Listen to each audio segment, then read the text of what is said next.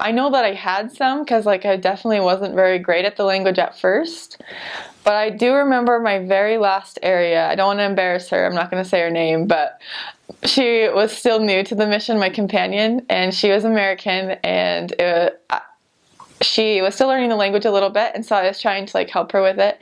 So I like let her like approach people and talk to them before I would kind of back her up.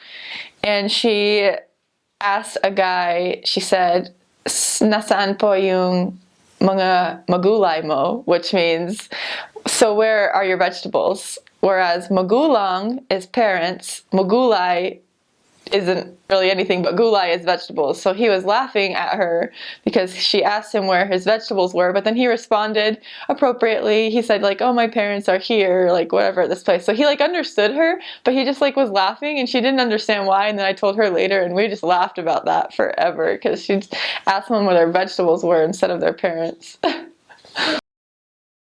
I wouldn't bring like a regular like leather purse because I brought one of those. Like it was big, but it hurt to carry because it wasn't like, it didn't have any support in the strap. So make sure you've got like some type of strap that has like support in it, like a, what's the word? It's like a hiking bag. I don't know. They have like those little things in the front, those little straps. Whoops.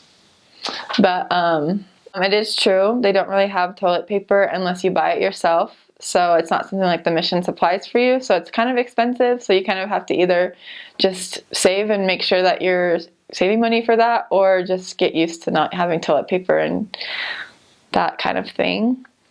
I also recommend, I wore Crocs my whole mission, like the Croc shoes. I had 2 pairs and they looked like flats, like regular flat shoes. They weren't like the ugly ones with like the holes in the top or anything, but yeah, I wore those like my whole mission and they wore out by the end, but they lasted me the whole time, especially in like the flood season. So just be prepared for that. Make sure you have an umbrella. I mean, you can buy them there, but they're better from the US, like they're better quality. So in the Olongapo mission, it's actually pretty safe. We had a few scares where, there were some incidents where we needed to have priesthood holders with us just because of some things that were happening. But for the most part, like just stay with your companion at all times. Don't like leave her, because if you do that, you're definitely more susceptible to not only temptation, but like actual like physical harm that could happen. Safety wise, we didn't really have any biking areas in the mission, at least when I was there. I think they might have added one, but yeah, so just stay with your companion. That's the only advice I have. Being patient with yourself as well as with others. I feel like a lot of the time it's easy to get frustrated when things aren't going your way, or if like the language is not your first, or you're not the greatest at the language, but like maybe your companion is really good at it. And so like it's frustrating sometimes because you just wish you could be as good as they were.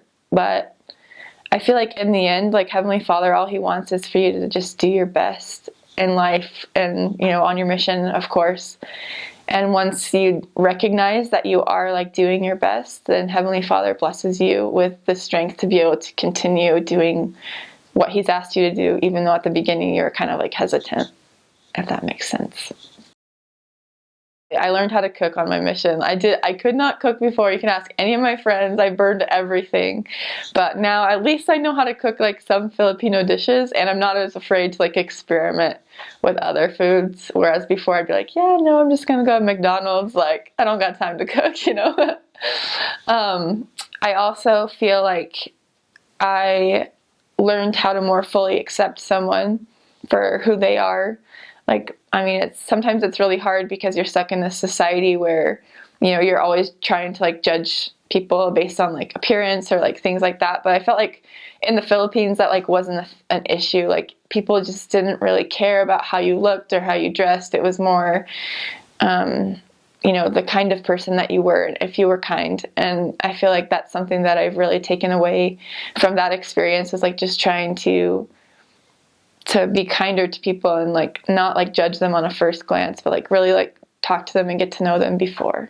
So something that I did realize like by the end of my mission was that there was something that everyone that we baptized had to give up to become a member.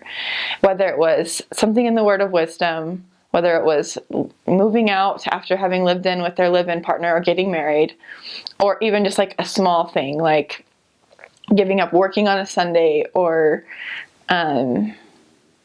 just, I don't know, there was just always like something little that they, or something big even, that they had to give up in order to become a member. And I felt like that was such a faith builder for those people, that if they continue to like live that way, they're never going to forget, you know, how they felt when they first joined the church or when they first gave that up, because it makes joining the church almost more important or more special for them, because they did have to sacrifice something. So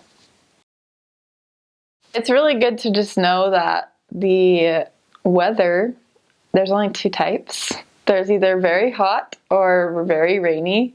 There's not really an in-between, at least in the Olongapo mission. I know that there's some other missions in the Philippines where it might get a little cooler, but in Olongapo, it was almost always extremely hot or extremely rainy.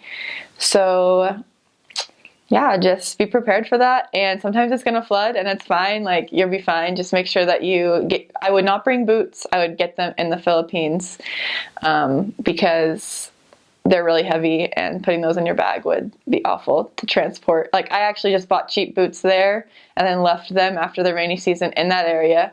Didn't need them again till the next rainy season, then just buy another pair. Like, it's not very expensive and it's worth it so that you don't get sick.